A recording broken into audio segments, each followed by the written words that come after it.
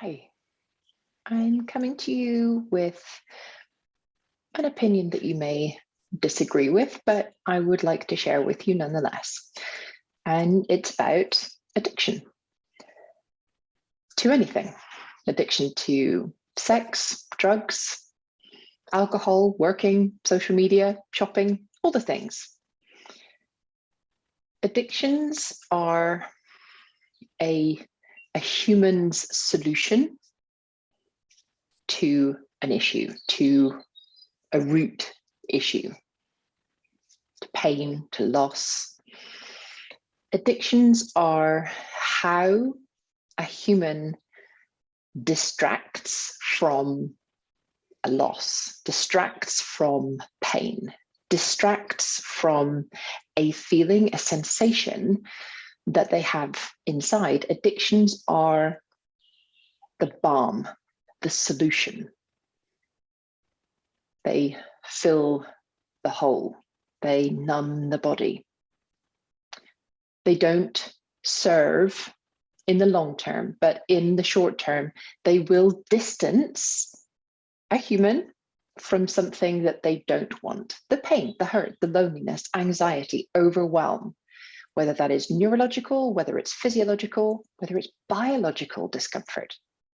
In the short term, things that may become addictions help us feel better. It's why we do them.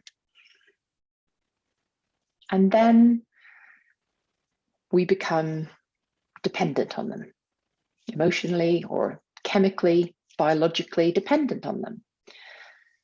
All the symptoms, all the addictions, the symptoms of the fix for the root issue, so far as I can discern, have one underbelly, and that's fear. Fear of feeling something, being something, fear of doing something, fear of not feeling something, fear and feeling. Addictions to societal beliefs are no different. You can't tell somebody that they're addicted, just like you can't tell somebody that something that they're believing isn't true. You can't tell somebody that they are safe, for example, to take up space when they have been dependent on a belief, on the belief that staying small has kept them alive, has kept them safe. They're fearful of the societal dangers of taking up space. They are addicted to the short-term peace, that believing that staying small keeps them safe. You can't tell someone to stop thinking that they are too old, or that it's too late, or they're too broken, or anything else that isn't true about them when they are scared to believe otherwise. When they are fearful of not feeling good enough, not feeling smart enough, not feeling young enough. For whatever reason, culture or their family or epigenetics, or for whatever reason, that belief exists in their body as a belief that has kept them safe. When someone's in pain, when someone has been dependent on a version of them, a version that they are not, and they believe that that version of them, the not them, is the reason that they have survived, it's because they have been taught to fear their own nature. They have been taught that they are wrong in some way.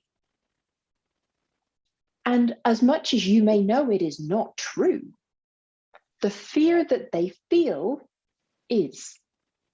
It's socialized fear. The reason that I'm talking like this, not about you, although this may resonate with you, but about someone else, is that as we move through our self-development journey, we become more nuanced, we become more understanding of what is possible for us, We see the things that may have held us back, that may have created pain within us, that we may have had as survival strategies. And we may want to share that with other people. We may want to help other people. We may want other people to have the same level of personal development that we know is possible because we've had it. We've gone through it.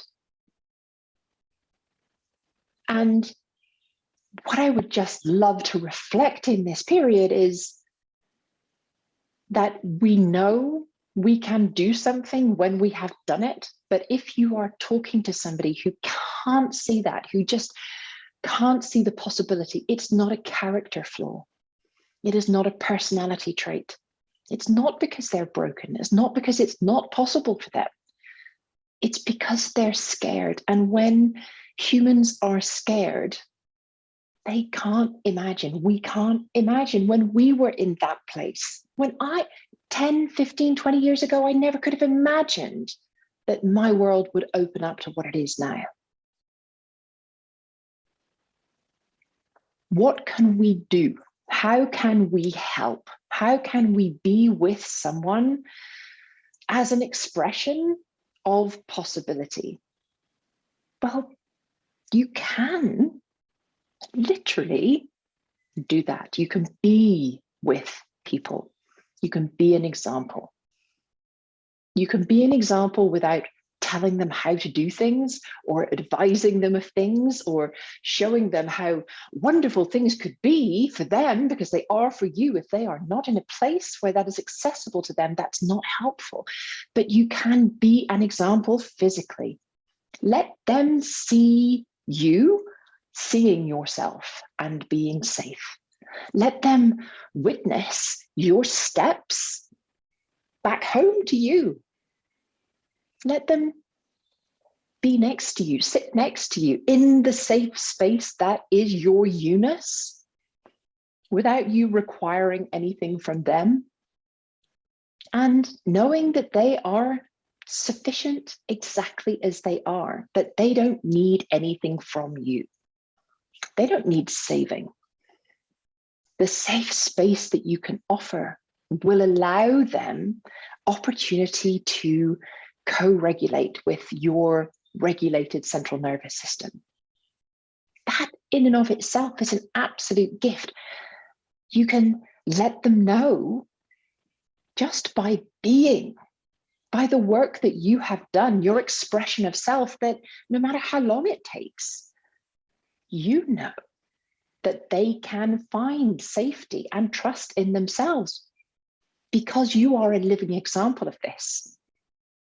They will feel your self-sufficiency. I promise you, they will find space and calm by being with you, should you choose to be with them. And in that space, they may wonder what's possible for them.